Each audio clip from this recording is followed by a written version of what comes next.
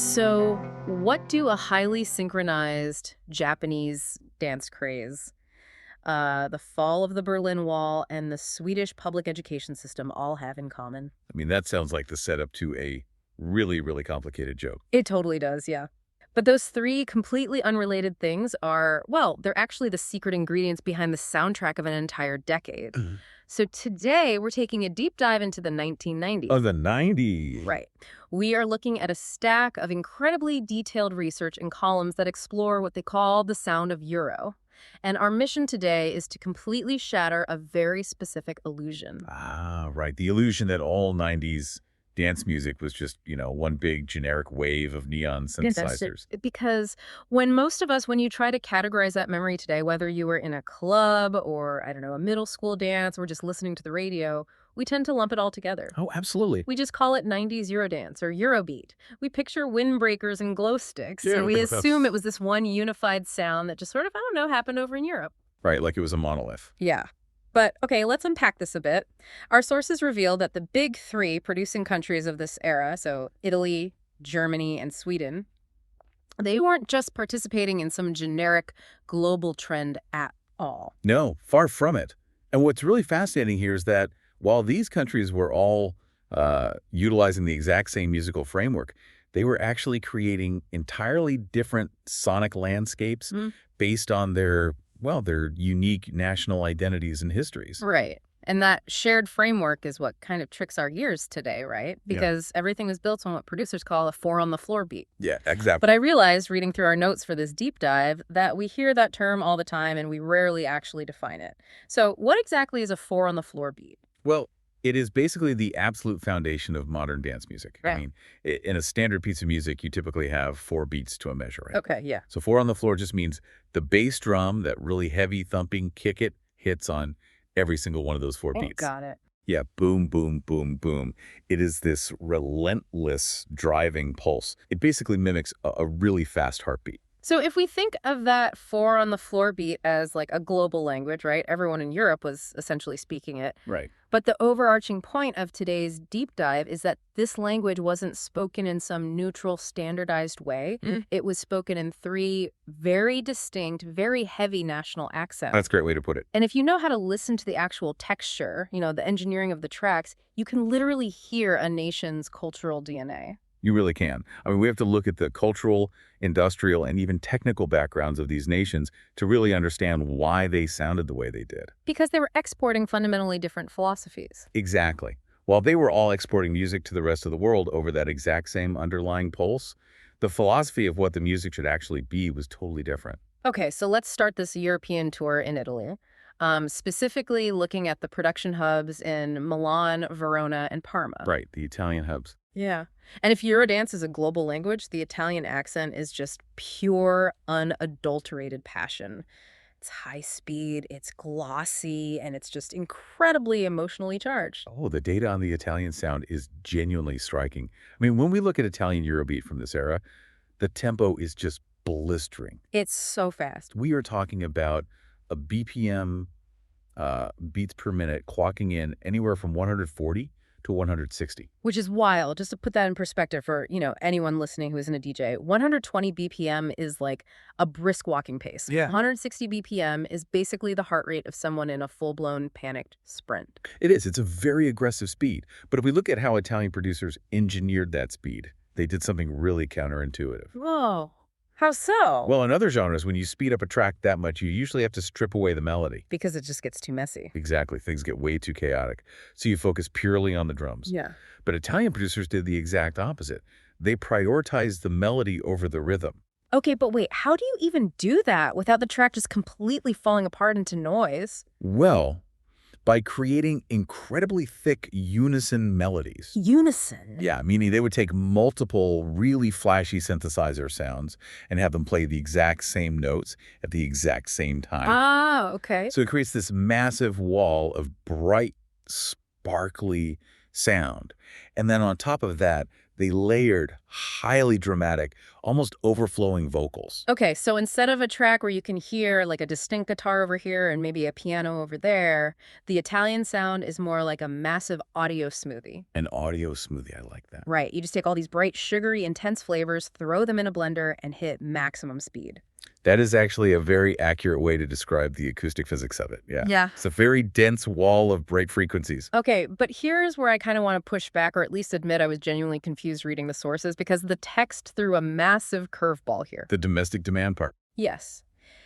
It explicitly states that despite this music being made in Italy by Italian producers, the domestic demand was basically non-existent. Italian clubs just didn't want it. They really didn't. I don't get it. Why would this massive industry in Milan and Verona spend years engineering this specific hyper-emotional sound if the local clubs down the street weren't even going to play it? Like, where were they sending it? Well, to understand the why here, we have to look thousands of miles east. Because the true battleground for Italian Eurobeat wasn't Milan at all. It was actually Japan. Japan. That blew my mind. Yeah. So to give you the cultural context, this Italian sound was the direct inheritor of genres like Italo disco and high NRG from the 1980s. Okay. And those genres were deeply rooted in Italy's history as a cinematic and theatrical powerhouse, right? Like the home of grand opera. Right. Very dramatic. Exactly. The music was always dramatically scaled. But in the 90s, the Japanese market discovered this high-speed, hyper-melodic sound, and they just absolutely devoured it. It's like they found the perfect key for a very specific lock over there. That's exactly what happened. In Japan, this Italian sound fueled a massive cultural phenomenon called the para dance craze. Oh, I've seen videos of this. Yeah. People would gather in these huge clubs and perform these highly synchronized, really complex arm and hand movements to these specific Italian tracks. It wasn't about, like, grinding to a rhythm. Right. It was about theatrical, performative movement. Precisely. Which perfectly explains why the Italian producers prioritized that massive, bright synth melody over the drums. There you go. I mean, if you were coordinating complex hand routines with hundreds of other people, you need a massive, undeniable melodic cue to follow. You can't just be listening for, like, a subtle drum fill in the background. You've hit the nail on the head. The engineering completely matched the physical utility of the music. And furthermore, this bright, emotional 160 BPM sound became the driving force behind countless Japanese anime soundtracks, too. Wait, really? Like, what kind? Specifically racing and action anime.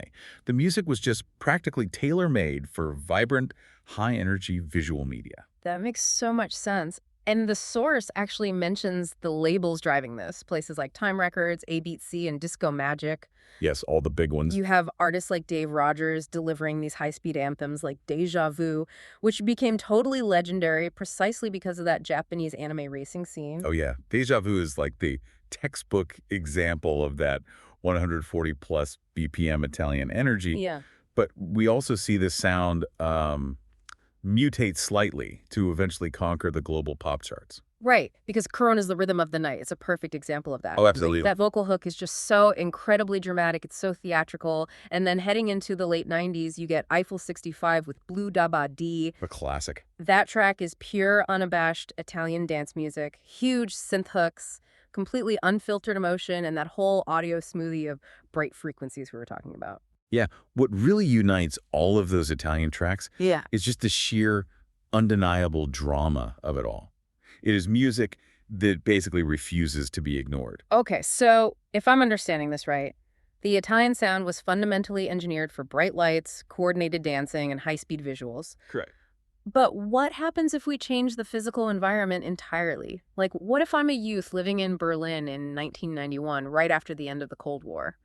Why am I not listening to this bright Italian audio smoothie? Well, because your world, your physical and emotional reality just completely shifted overnight.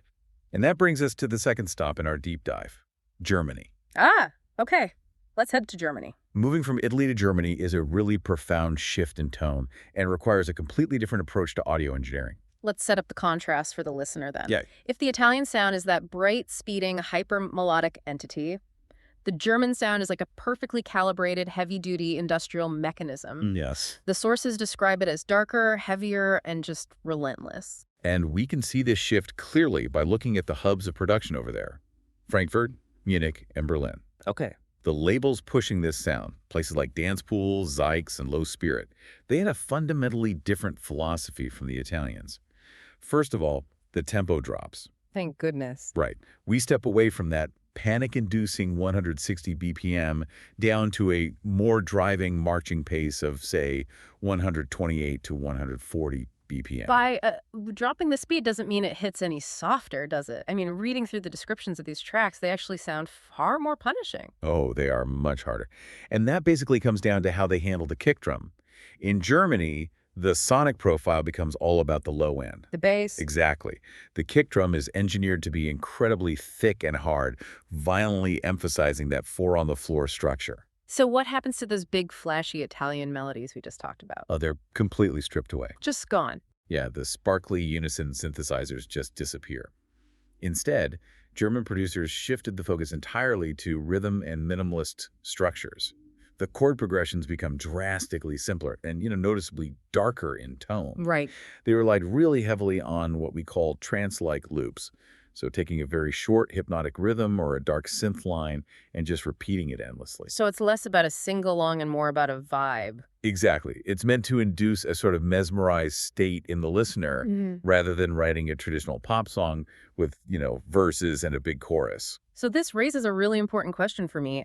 How does this stripped-down, heavy, dark sound actually connect to Germany's specific cultural moment in the early 90s? Well, if we connect this to the bigger picture, it really reflects two things. First, Germany's long-standing identity as this precision industrial nation. All right. Oh, yeah. The music literally sounds machine-like because it's celebrating technological precision. But second, and honestly far more importantly, is the historical context you mentioned earlier. Yeah. The fall of the Berlin Wall. Right. I mean, it's pretty much impossible to separate the music of early 90s Germany from that massive geopolitical earthquake. Exactly. When the wall fell, it led to this historic, just profound sense of liberation among the youth. But the physical reality of a reunified Germany, especially over in the East, was that you suddenly had all of these massive, abandoned industrial spaces. Oh, wow. Like what?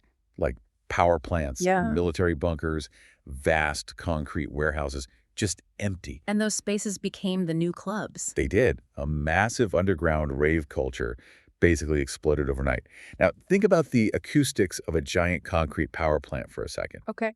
If you play a hyperfast, bright, melodic Italian track in a concrete bunker, those bright frequencies just bounce off the walls and turn into absolute sonic mud. Oh. You literally can't hear anything clearly. So you literally have to strip the melody away. Yeah. You need to engineer the music with lots of empty space between the beats, focusing purely on that heavy kick drum so the sound can physically travel through a raw warehouse without turning into a distorted mess. Precisely. This music was not made for coordinated theatrical Japanese club routines. Right. It was highly practical, utilitarian engineering, basically designed to keep thousands of people moving until dawn inside a concrete box. That paints such a vivid picture. Like, you can literally hear the concrete in the steel in these tracks when you think about it that way. He really can. And when I look at the artists our sources highlight for the German scene, it makes total sense. You've got Snap, dropping the power, and Rhythm is a Dancer. Absolute classic. When you actually listen to Rhythm is a Dancer, it is so sparse. It's just a dark, brooding synth line and a punishing, marching drum beat. It feels like a machine. And Culture Beast Mr. Vane is another perfect example from our sources. It perfectly captures that darker, almost sinister underground club energy, but packages it just enough to reach the global charts. And then U96 with Das Boot, which leans really heavily into that repetitive techno-trance sound. The source text also mentions some other fascinating projects that show how the Germans eventually commercialized this industrial sound, right? Yes, they definitely commercialized it eventually. Like, you had Captain Jack out of Cologne blending this heavy marching beat with a playful military theme. Which, again, plays so heavily into that structured, rigid rhythm. It's basically a military march repurposed for the dance floor. Yeah. You also had globally successful projects like Master Boy and the techno-pop duo Erotic, who pushed a very high-energy dance sound, but they never lost that thick, heavy German percussive foundation. So it is entirely about raw power and structural utility. But now I think we have to make our final transition. We've explored the passionate, high-speed Italian smoothie. We've felt the stark, heavy concrete of the German bunker. But if we want to talk about the tracks that actually conquered mainstream top 40 radio worldwide, Yeah. we have to head north. We do. We are entering the realm of pure, mathematically refined pop sensibility. We are going to Sweden, specifically production centers in Stockholm and in Malmö. I mean, think about it. You, as a listener, have you ever noticed how many of the absolute catchiest, get stuck in your head for days tracks from the 90s came from a country that only had a few million people? It is a really remarkable statistical anomaly. But when you understand the Swedish approach to audio engineering, it actually makes perfect sense. Because when we arrive in Sweden, the rules of Eurodance undergo a final radical transformation. Right. Starting with the speed, right. Yes, the manic 160 BPM of Italy, completely gone. The heavy marching 140 BPM of Germany, also gone.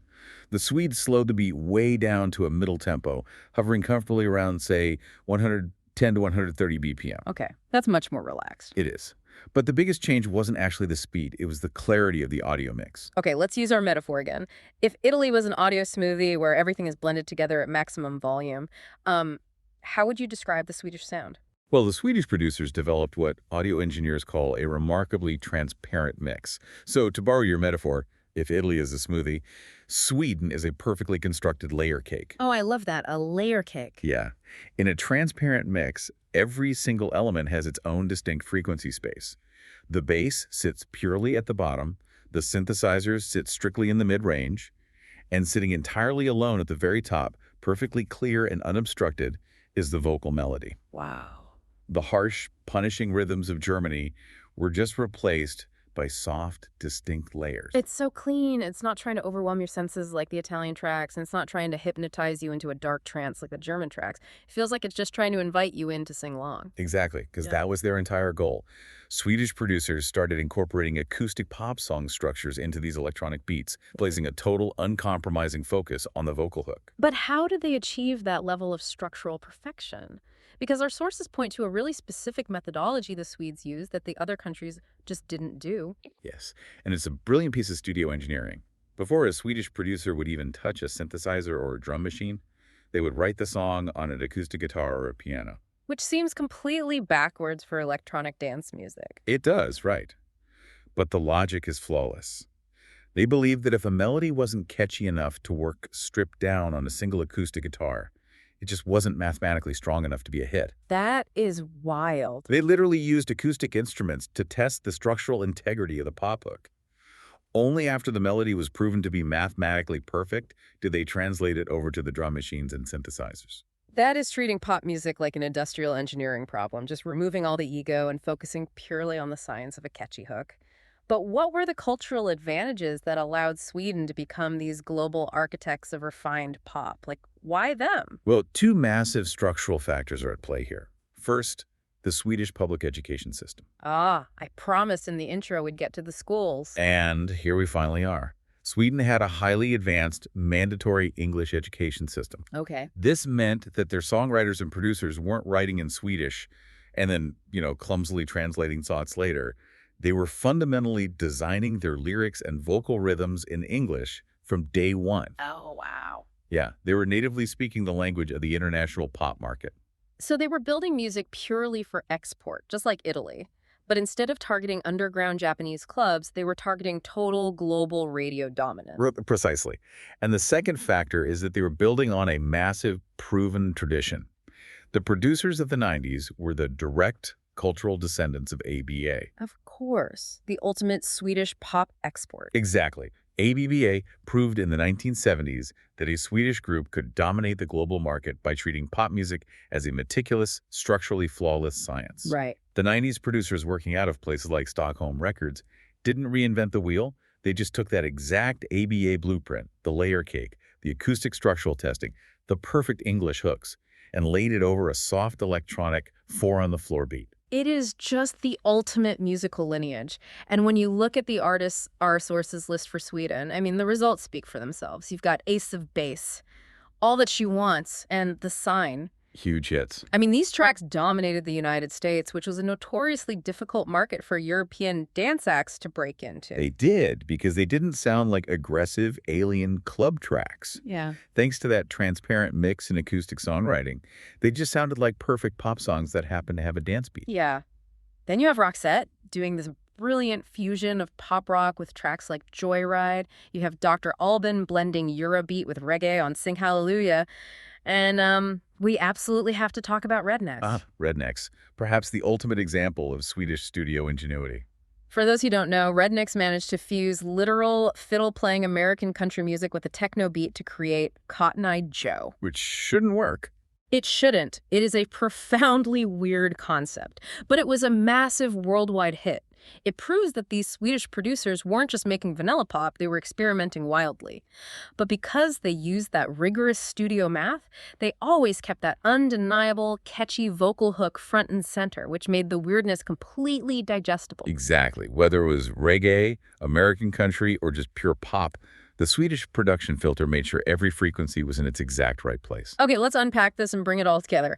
What is the big takeaway from all these sources? Because honestly, breaking down the mechanics of these tracks fundamentally changes how I'll listen to a 90s playlist from now on. I think the primary takeaway is that the 90s Eurosound was never a borderless or generic genre at all. Right. It masqueraded as one because they all utilized that same four-on-the-floor beat and the same electronic instruments. But in reality, it was deeply, profoundly localized. You have the passionate theatrical heat of Italy. You have the structural, concrete shaking rigidity of Germany. And you have the calculating layer cake perfection of Sweden. It really is a masterclass in how music works. So the next time you, the listener, hear one of these throwbacks, you aren't just hearing a retro dance song. You are hearing the ultimate crossroads of globalized technology and local art. It's a global framework that somehow managed to keep its local national soul completely intact.